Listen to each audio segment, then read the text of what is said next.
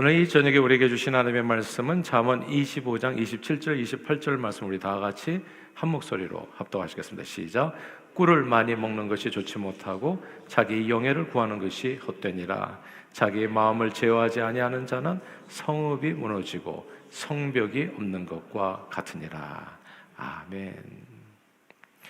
몇 달 전 신문에서 펜실베니아주의 최대 도시인 필라델피아의 켄싱턴이 이 좀비랜드로 변했다는 이야기를 듣고 깜짝 놀랐습니다. 과거 대한민국이나 미국은 이제 마약으로 좀비랜드가 됐다는 건데, 이 마약이 제가 한국에 뭐 지금도 아마 마찬가지라고 생각하는데 합법이 아니잖아요. 그래서 이제 극소수의 사람들이 마약을 한다는 이야기를 들었고, 마약이 어떻게 생겼는지도 모르고, 또 마약을 소지하거나 또 흡입한 경우에 있어서는 뭐 경찰에 잡혀서 고초를 겪는 사람들을 보면서, 야, 이 마약 중독이 뭐 그렇게 심각한 건 아니다. 멀쩡한 사람들이 다 잡히더라고요. 그냥 마약 소지했다고 해가지고 큰 문제는 아닐 수 있다, 이렇게 생각을 했는데, 켄싱턴시에서 보여진 그 마약 중독자들의 모습은, 야, 그 영상을 보니까 너무 희한하더라고요. 괴이하기 짝이 없었어요. 정말 무슨 좀비 영화에 나오는 좀비들처럼 허리나 팔다리를 심하게 꺾은 채 거리에서 비틀거리고 서 있었기 때문에, 야, 저 사람이 살아있는 거야 죽어있는 거야 뭐야 도대체. 근데 그런 사람이 또 한두 명이 아니라는 거잖아요. 수천 명이라는 사실이 더욱 충격적이었습니다.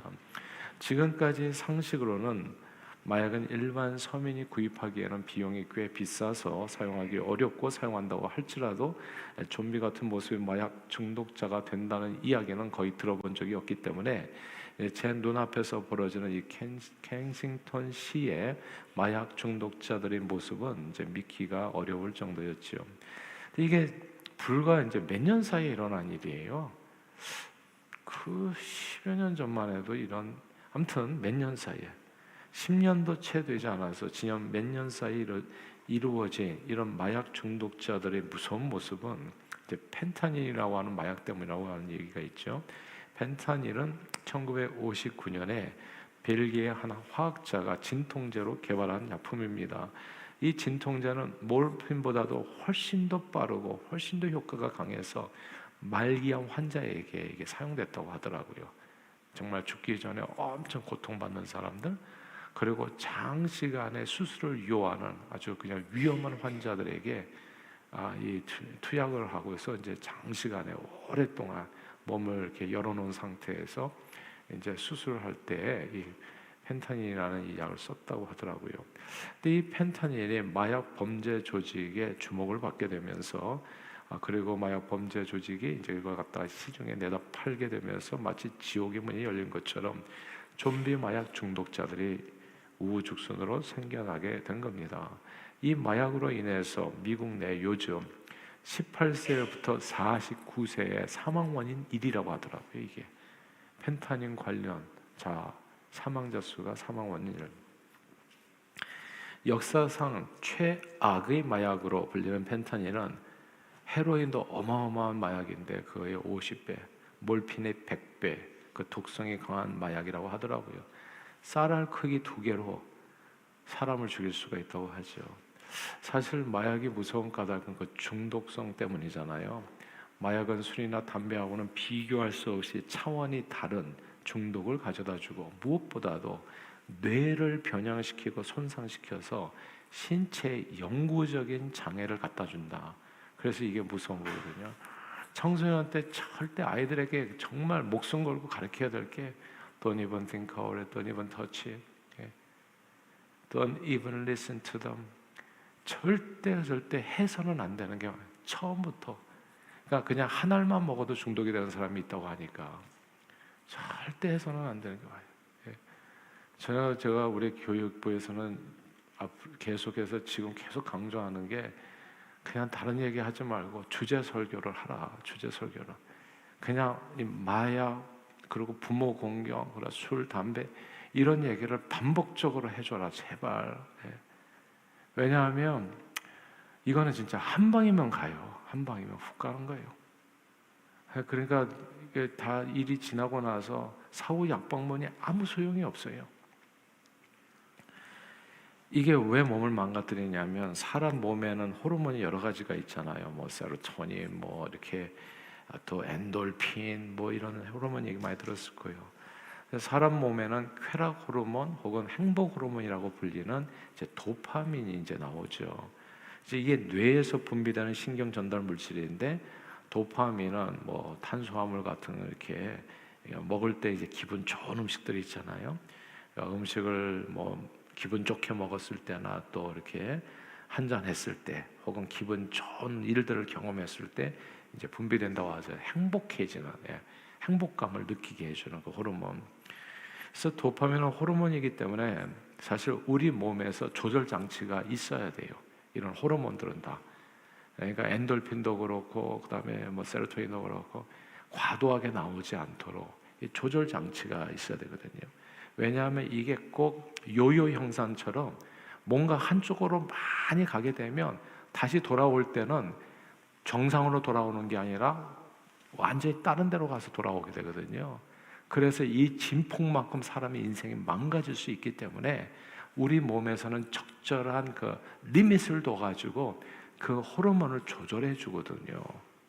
그러니까 뇌에서 정신없이 도파민이 나오는 게 아니란 말이죠.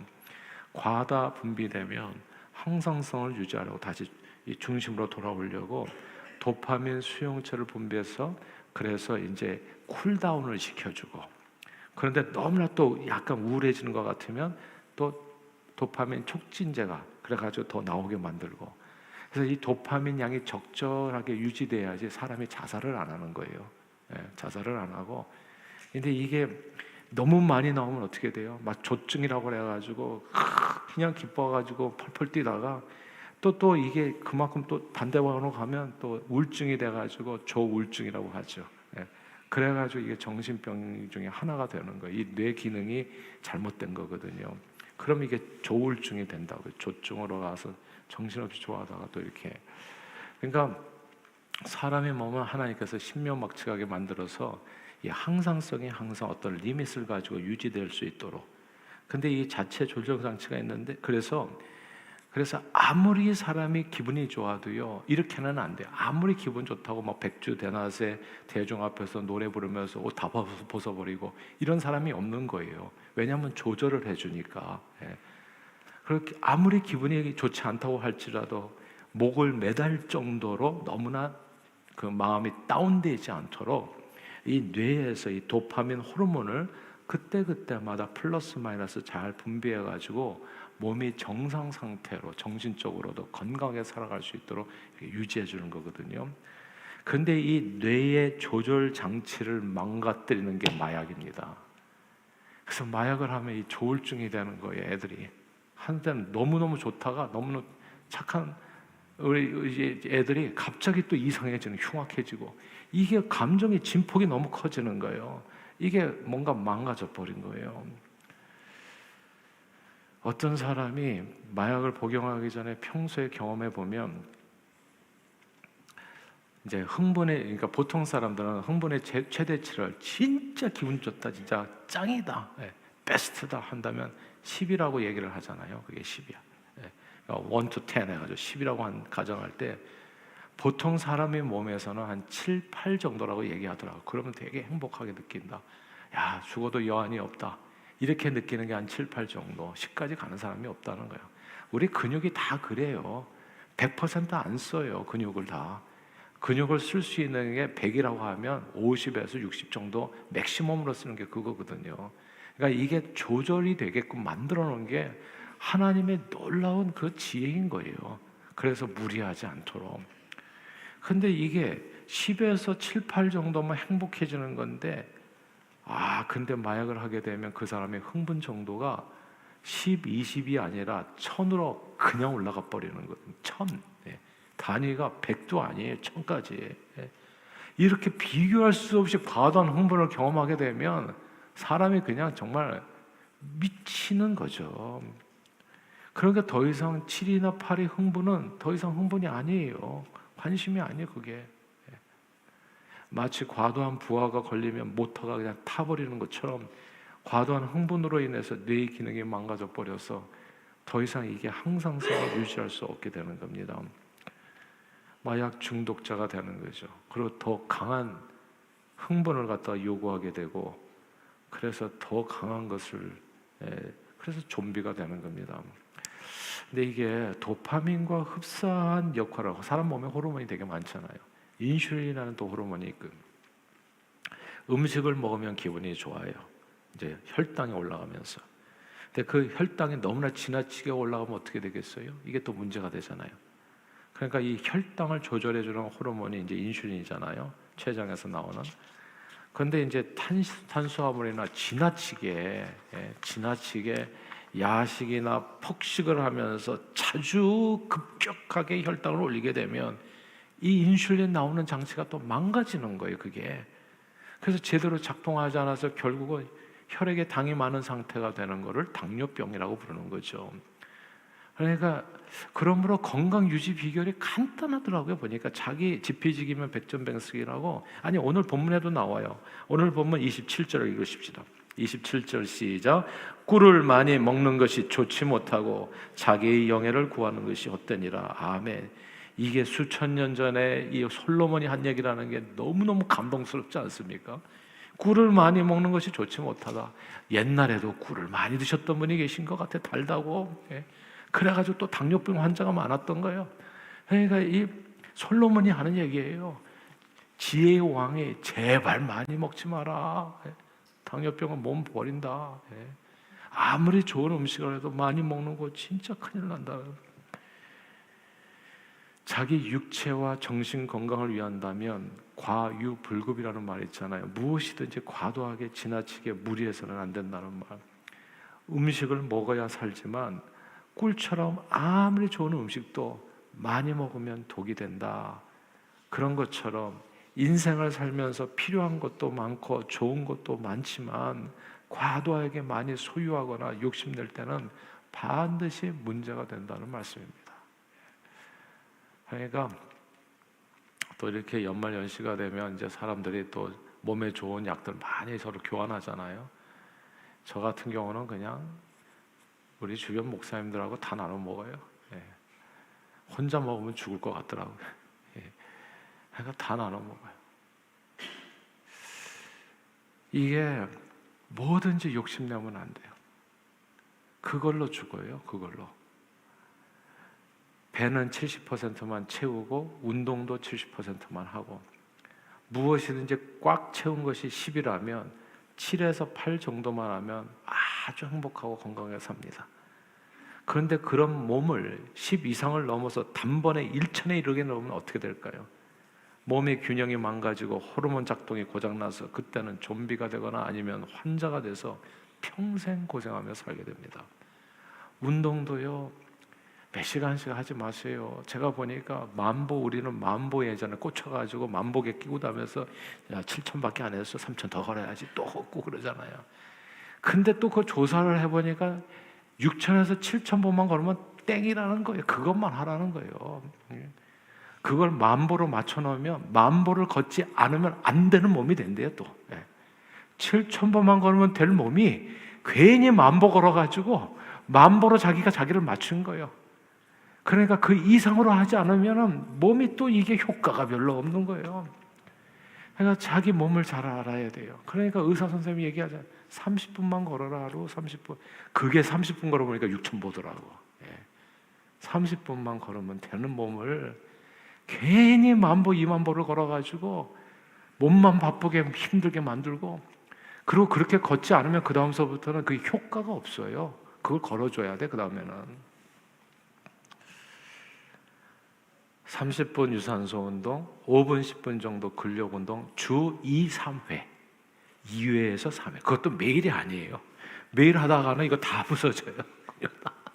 다 나가.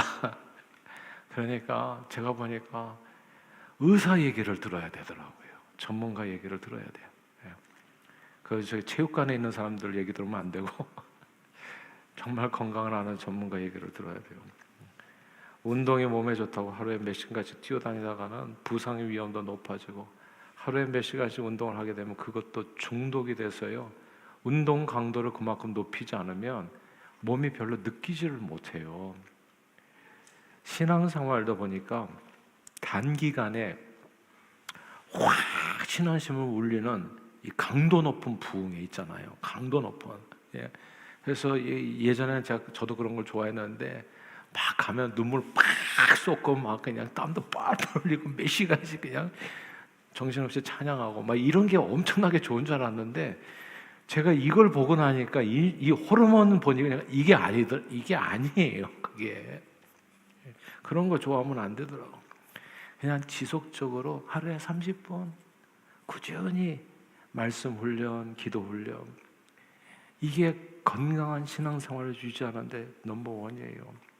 갑자기 뜨거워진 신앙은 조울증 환자처럼 갑자기 식어질 수도 있고, 그래서 이런 식의 신앙생활에 길들여지면요 평범한 교회 생활에 적응 못하는 사람들이 많아요. 평범한 교회 생활 재미가 없어. 예.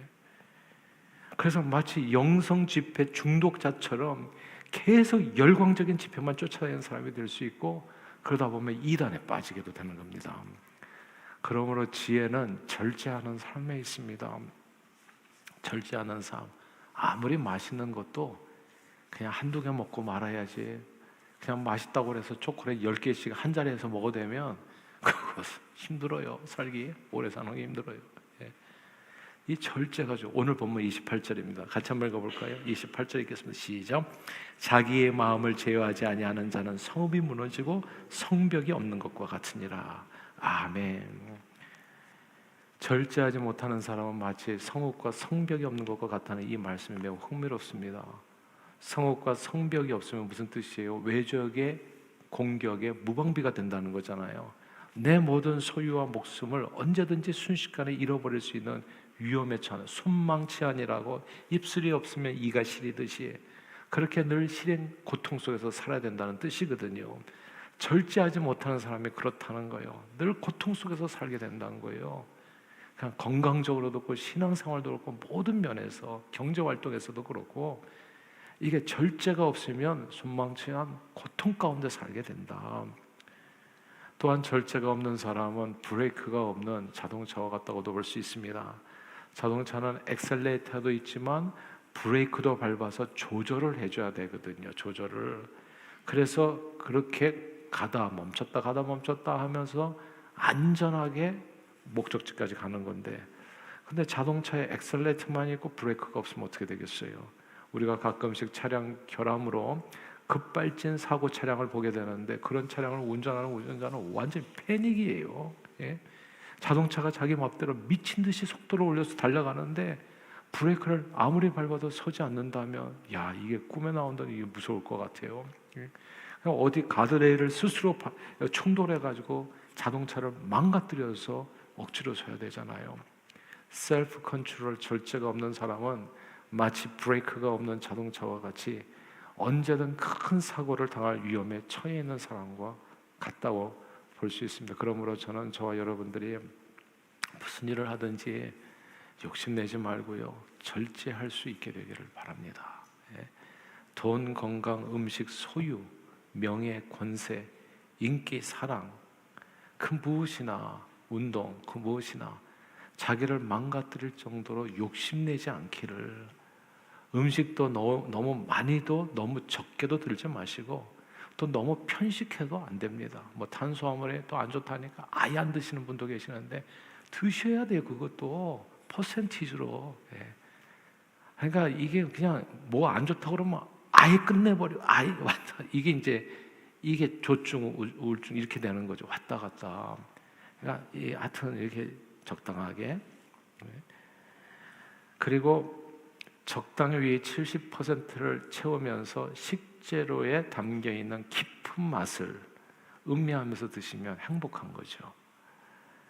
그리고 운동도 뭐 번지 점프다, 행글라이더다, 바디빌딩이다, 암벽 타기 등이다, 이런 거 너무 감당할 수 없는 큰 흥분을 기대하고 뛰어다니다가는 정말 크게 다칠 수 있습니다. 또 몇 시간씩 운동하면서 세월 낭비하지 마시고요, 소소한 삶의 행복을 찾아 부부가 손잡고 주변을 산책하면서 늘 기뻐하며 감사하며 살 수 있기를 바라요. 그렇게 우리는 장수할 수 있어요. 음식 먹는 거 적당히 드시고 운동도 이렇게 적절하게 의사가 얘기해 주는 정도, 그리고 마음 편하게 행복하게. 신앙생활도 보니까 하루 30분 기도, 30분 말씀, 이게 적당하더라고요. 그 정도가 적당해요. 그리고 시간의 11조를 주님께 평소에 드리는 게 중요합니다. 평소에는 아무것도 안 하다가 갑자기 나이 들어서 은퇴한 후에 주일을 하겠다고 막 몰아서 하겠다고 하면 제가 보니까 반드시 무리하게 되더라고요. 그냥 평소에 교회에서 제공하는 그냥 1인 1사역 뭐 이런 사역들 봉사활동하고, 그러면서 그 안에서 또 기쁨을 찾으시고, 또 이렇게 선교 가라고 이렇게 또 이렇게 되면 또 하나 적어두시고, 그리고 또 거기에 또 맞춰서 한 군데 한번 가서 또 보시고, 이런 내용이에요. 꾸준히 한 번에 끝내려고 하지 말고 계속해서 꾸준히. 그리고 지나치게 소유하는 것도 절제할 수 있어야 됩니다. 무엇이나 집에 쌓아두시는 분이 계세요. 시간 지나면 다 쓰레기 될 것, 혹은 짐밖에 되지 않은데 자꾸 마치 내 몸 중심에 내장 지방을 쌓아놓듯이 돈과 소유를 이곳저곳에 쌓아두는 분이 계시잖아요. 나중에 반드시 후회합니다. 그런 마음이 드실 때마다 하나님 나라에 가시기 전에 돈과 소유와 가진 것들을 늘 주변에 베푸시고 나누시고 섬기시고 주는 게 좋아요. 그렇게 나눔으로써 생명의 터를, 성경에 보니까 그렇게 적혀 있잖아요. 생명의 터를 하늘나라에 견고하게 세우는 것이라고 얘기하더라고요. 갈라디아서 5장에 보면 성령의 열매 중에 맨 마지막 열매가 절제입니다. 과유불급이라고, 아무리 좋은 일도 사실은 절제가 있어서 진짜 좋은 거예요. 절제하지 못하고 과도한 쾌락이나 기쁨을 추구하면 도파민을 분비하는 이 뇌회로가 망가져가지고 나중에는 정말 그 어떤 기쁨도 즐거워할 수 없는 몸이 되어버려요. 절제하지 못하고 음식을 탐하면 나중에는 그 어떤 음식도 먹기 어려운 때가 옵니다. 절제하지 못하고 신앙생활을 폭식하듯 하면 이단 사이비 광신도들에 빠질 가능성이 엄청 높아져요. 절제하지 못하고 돈과 명예와 소유를 쌓아두기만 하면 그것이 나중에 영혼의 질병이 돼서 자기 자신과 자기 자녀들의 삶을 한순간에 무너뜨릴 수도 있게 됩니다. 그러므로 저는 저와 여러분들이 오늘 얘기하잖아요. 절제하라고. 이 절제의 열매를 맺도록 늘 성령 충만을 간구하시기를 바라고, 한번 자기 인생을 잘 돌아보세요. 내가 뭐가 지나친 것이 있는가? 지나친 것이 있으면 그걸 한번 잘 돌아보시고, 먹는 것, 마시는 것, 운동 시간, 경제 활동, 신앙생활 범사에 절제하심으로 하나님 나라를 위해 서로 섬기며 사랑하며 주의 복음을 땅끝까지 전하는 일에 존귀하게 쓰임받다 영원한 주님의 품에 안기시는 저와 여러분들이 다 되시기를 주 이름으로 축원합니다. 기도하겠습니다. 하나님 아버지, 탐심은 우상 숭배라고 말씀하신 주님의 가르침을 마음에 새겨 늘 지나친 세상 욕심을 경계하며 성령님의 인도함을 받아 범사의 하나님 나라를 위해 절제하여 행함으로 많은 영혼들을 주님 앞으로 인도하는데 존귀하게 쓰임받는 저희 모두가 되도록 성령 충만으로 축복해 주옵소서. 예수 그리스도 이름으로 기도합니다. 아멘.